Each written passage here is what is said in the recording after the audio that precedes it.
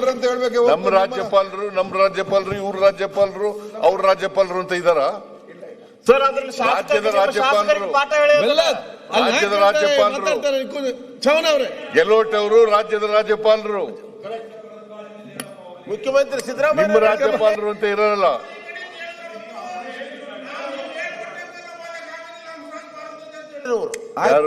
ನೀವ್ ಹೇಳಿದ್ರಿ ಈ ಕಡೆ ಬಂದು ಅವತ್ತು ಹಂಸರಾಜ್ ಭಾರದ್ವಾಜ್ ಅವರು ಪುಸ್ತಕ ಓದಿಲ್ಲ,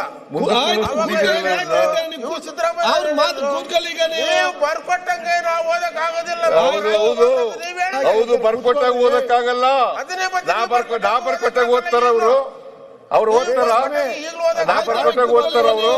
ನೀವು ಇಲ್ಲಿ ಕೂತು ಹೇಳಿದ್ರೆ ನಾ ಬರ್ಕೊಟ್ಟಾಗ ಓದ್ತಾರೇನ್ರಿ? ನೀವು ಬರ್ಕೊಟ್ಟಾಗ ಓದಕ್ಕಾಗುತ್ತೇನ್ರಿ? ನಾವು ಓದಕ್ಕಾಗಲ್ಲ. ಅದಕ್ಕೆ ಹೇಳಿದ್ದು ಅವ್ರ ಏನ್ ಬೇಕದು ಓದಿದ. ಹೌದು, ನಾನು ಅಲ್ಲಿ ಕೂತಿದ್ದಾಗ ಹೇಳಿರೋದು. ನೀವು ಕೂತಾಗ ಹೌದು, ಈಗಲೂ ಹೇಳ್ತೀನಿ. ನಾನು ಅವ್ರು ಬರ್ಕೊಟ್ಟಾಗ ಓದಕ್ಕಾಗಲ್ಲ, ನಾ ಬರ್ಕೊಟ್ಟಾಗ ಅವ್ರು ಓದಕ್ಕಾಗಲ್ಲ. ಮತ್ತೆ ಅವ್ರಿಗೆ ಅವಮಾನ ಮಾಡ್ತಾ ನೀವು ಸರಿಯಾಗಿ ಓದಿಲ್ಲ ಅಂತ ಯಾಕೆ ಅವಮಾನ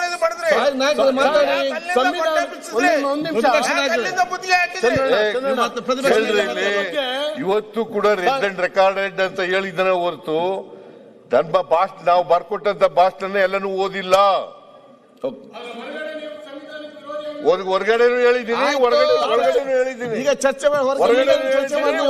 ಹೇಳಿದ್ದೀನಿ. ರಾಜ್ಯಪಾಲರಿಗೆ ನಿಮ್ಮ ಸರ್ಕಾರ ಪದೇ ಅವಮಾನ ಮಾಡಿದೆ. ಅವಮಾನ ಮಾಡೋ ಪ್ರಶ್ನೆನೇ ಇಲ್ಲ. ಅವರು ಇವ್ರು ಈಗಾಗಲೇ ಅವರು ರಾಷ್ಟ್ರಗೀತೆಗೆ ಅವಮಾನ ಮಾಡಿದ್ರಲ್ಲ, ರಾಷ್ಟ್ರಗೀತೆಗೆ ಅವಮಾನ ಮಾಡಿದ್ರಲ್ಲ, ಏನೇನೋ ಮಾತಾಡಕ್ ಹೋಗ್ಬೇಡಿ. ರಾಷ್ಟ್ರಪತಿಗೆ ನಾವು ಅವಮಾನ ಮಾಡಿಲ್ಲ, ಗವರ್ನರ್ ರಾಜ್ಯಪಾಲರಿಗೆ ನಾವು ಅವಮಾನ ಮಾಡಿಲ್ಲ, ಮಾಡೋದು ಇಲ್ಲ. ರಾಜ್ಯಪಾಲರಿಗೆ ಅವಮಾನ ಮಾಡಬೇಕು ಅಂತ ಇಲ್ಲ. ಅವರೇನೆ ನಾವು ಬರ್ಕೊಟ್ಟಂತ ಭಾಷಣ ಪೂರ ಓದ್ಲಿಲ್ಲ. 4 ಸೆಂಟೆನ್ಸ್ 5 ಸೆಂಟೆನ್ಸ್ ಓದಿದ್ರು, ಕೊನೆಯಲ್ಲಿ 1 ಸೆಂಟೆನ್ಸ್ ಓದಿದ್ರು, ಜೈ ಹಿಂದ್ ಅಂತ ಹೇಳಿದ್ರು, ಹೊರಟೋದ್ರು. ರಾಷ್ಟ್ರಗೀತೆಗೂ ಕೂಡ ಕಾಯ್ದೆನೇ ಹೊರಟೋದ್ರು. ಅವ್ರು ಮಾಡಿದಂತ ಅನ್ಯಾಯ. ಸಂವಿಧಾನಕ್ಕೆ ವಿರುದ್ಧವಾಗಿ ನಡ್ಕೊಂಡಿರೋರು ಅವರು, ನಾವಲ್ಲ. ನಾವು ಅಲ್ಲಿವರೆಗೂ ಕೂಡ ಹೋಗಿ ಬಿಟ್ಬಿಟ್ಟು ಬಂದಿದ್ದೀನಿ. ಹೋಗಿ ರಿಸೀವ್ ಮಾಡ್ಕೊಳಕ್ ಹೋಗಿದ್ದೀನಿ, ಹೋಗಿ ಅಲ್ಲಿವರೆಗೂ ಬಿಟ್ಬಿಟ್ಟು ಬಂದಿದ್ದೀನಿ. ಕೊನೆಯಲ್ಲಿ ಅವ್ರಿಗೆ ಥ್ಯಾಂಕ್ಸ್ ಹೇಳ್ಬಿಟ್ಟು ಬಂದಿದ್ದೀನಿ. ಏನೇನೋ ಮಾತಾಡಕ್ ಹೋಗ್ತಿರಲ್ಲ. ಅಶೋಕ್ ಮಾತಾಡಿ. ಈಗ ನೀವು ಅವ್ರಿಗೆ ಅವಮಾನ ಮಾಡ್ತೀರಿ, ಅವ್ರು ಎದ್ದು ಮಾತಾಡ್ತಾರೆ.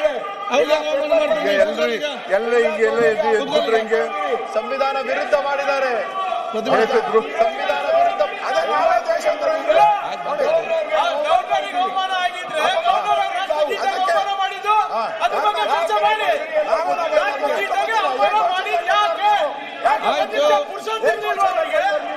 ಆಯ್ತಪ್ಪ, ಮಾತಾಡಿ.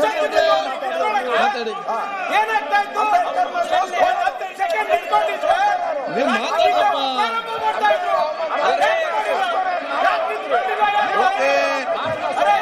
ಆಯ್ತು, ಒಂದ್ಸಗೆ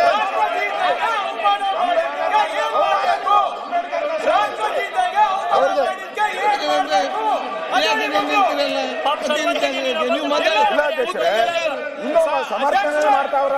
ಮಾತಾಡಿ. ಆಯ್ತು, ಉತ್ತರ ಚರ್ಚೆ ಮಾಡೋಣ. ಓಕೆ, ನೀವು ಸ್ಟಾರ್ಟ್ ಯಾಕೆ ನೀವು ಕೂತ್ಕೊಳ್ಳಿ. ರಾಷ್ಟ್ರಗೀತೆಗೆ ಅವಮಾನ ಆಗಿದ್ದು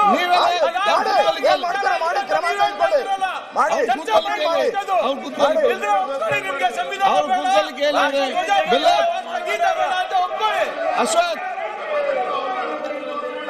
ಆಯ್ತು, ಮಾತಾಡ್ಲಿ. ಇವ್ರು ಮಾತಾಡ್ಲಿ, ಅಶೋಕ್ ಅವ್ರು ಮಾತಾಡಿ. ಸಂವಿಧಾನ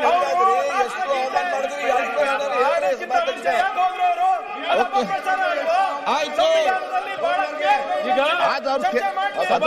ಕೇಳುವ ಈಗ ಸ್ವಲ್ಪ ಸೈಲೆನ್ಸರ್ ಹಾಕ್ಸಿ ಇವ್ರಿಗೆ ಸಸ್ಪೆಂಡ್ ಮಾಡಿ ಅಂದ್ರೆ ಪ್ರಿಯಾಂಕಿಗೆ ಒಂದು ಸ್ವಲ್ಪ ಸೈಲೆನ್ಸರ್ ಹಾಕ್ಸಿ ಸರ್. ಸೈಲೆನ್ಸರ್ ಅಲ್ರಿ ನೀವೇ ಪ್ರತಿಪಕ್ಷ ನಾಯಕರೇ ಇಲ್ಲ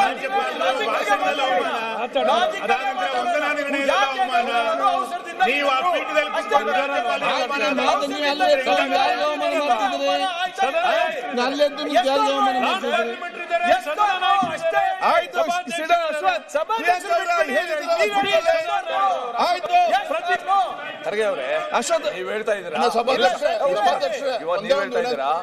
ರಾಷ್ಟ್ರಗೀತೆ ಆಡಕ್ಕಿಂತ ಮುಂಚೆ ಹೋಗಿ ಅವಮಾನ ಮಾಡಿದ್ದಾರೆ ಅಂತ ಒಂದು ಮಾತು ಹೇಳ್ತಾ ಇದ್ದೀರಾ ಮತ್ತೆ. ಈಗ ಅಶೋಕ್ ಅವ್ರು ಹೇಳಿದ್ದೇನು, ಇಲ್ಲಿ ಕರೆದು ಅಗೌರವ ತೋರಿಸಿದ್ದಾರೆ ಅನ್ನೋ ಬಗ್ಗೆ ಚರ್ಚೆ ಆಗ್ತಾ ಇದೆ. ಈಗ ಇನ್ನೊಂದು ಅಂಶ ಸೇರಿಸ್ತಾರ, ಒಂದು ನಿಮಿಷ.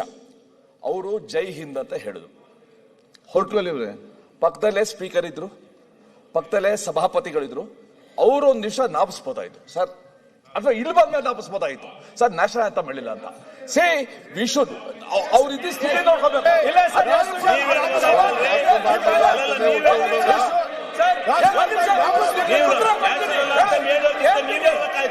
ಇಲ್ಲ, ನಲ್ಲಿ ನಡೆದಂತ ಚರ್ಚೆಯಲ್ಲಿ ಮೇಲ್ಮನೆಯಲ್ಲಿ ಸಭಾಪತಿಗಳು ಬಹಳ ಸ್ಪಷ್ಟವಾಗಿ ಹೇಳಿದ್ರಂತೆ. ಹೌದು,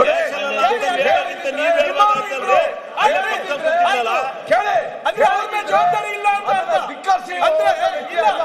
ಅಂದ್ರೆ ಅವ್ರ ಮೇಲೆ ಜವಾಬ್ದಾರಿ ಇಲ್ಲ ಅಂದ್ರೆ ಗೌರ್ಮೆಂಟ್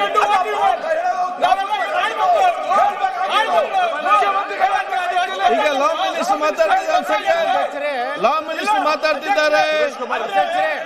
ಗವರ್ನರಿಗೆ ಅಷ್ಟು ಗೊತ್ತಾಗಲ್ವಾ ಅದು? ಅದರಿಂದ ಈಗ ಅವ್ರ ಪಟ್ಟಿನೆಲ್ಲ ಕೊಟ್ಟಿರ್ತೀವಲ್ಲ, ಏನೇನ್ ಮಾಡ್ಬೇಕು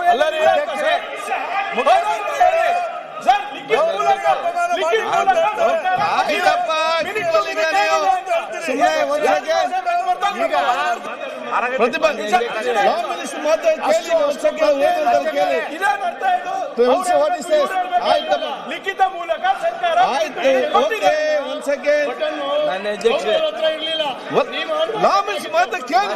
ಹೇಳಿದ ತಕ್ಷಣ ಆಯ್ತಪ್ಪ, ಯಾಕೆ ಮತ್ತೆ ಚರ್ಚೆವಾಗಿ ಮಾತಾಡ್ತಾರೆ. ಈಗ ಆರೋಗ್ಯ ಜನರಲ್ಲಿ ಲಾ ಮಿನಿಸ್ಟರ್ ಮಾತಾಡ್ತಾರೆ ಕೇಳಿ. ಸುನೀಲ್ ಸನ್ಮಾನ್ಯ ಅಧ್ಯಕ್ಷರೇ, ಗಂಭೀರವಾಗಿ ಲಾ ಮಿನಿಸ್ಟರ್ಗೆ ಮಾತಾಡ್ಲಿಕ್ಕೆ ಅವಕಾಶ ಕೊಡಿ. ಶಿವಲಿಂಗೌಡ್ರೆ ಕೂತ್ಕೊಂಡು ಮಾತಾಡ್ಲಿಕ್ಕೆ ಅಲ್ಲಿ. ಆಯ್ತಪ್ಪ, ಕಾನೂನು ಸಚಿವ ಮಾತಾಡ್ತಾರೆ, ಸ್ವಲ್ಪ ಕೂತ್ಕೊಳ್ಳಿ ಅಧ್ಯಕ್ಷರೇ. ಓಕೆ, ಸರ್ಕಾರದಿಂದ ಡೈರೆಕ್ಷನ್ ಹೋಗ್ಬೇಕಲ್ಲ, ರಾಷ್ಟ್ರಗೀತೆ ಶುರು ಅಧ್ಯಕ್ಷರೇ ನಿಮ್ಮ ಕಡೆಯಿಂದ ಆಯ್ತು, ಕೂತ್ಕೊಳ್ಳಿ. ಈಗ ಯಾರಿಗೆ ನೀವೆಲ್ಲ ಬುದ್ಧಿ ಸ್ವಲ್ಪ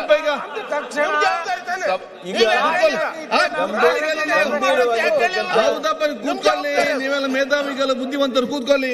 ನಿರ್ಭೀತ, ನಿಷ್ಪಕ್ಷಪಾತ, ವಿಶ್ವಾಸಾರ್ಹ ಸುದ್ದಿಗಳಿಗೆ ಮತ್ತೊಂದು ಹೆಸರಾಗಿರುವ ನ್ಯೂಸ್ 18 ಕನ್ನಡ ಈಗ ಆಪ್ನಲ್ಲೂ ಲಭ್ಯವಿದೆ.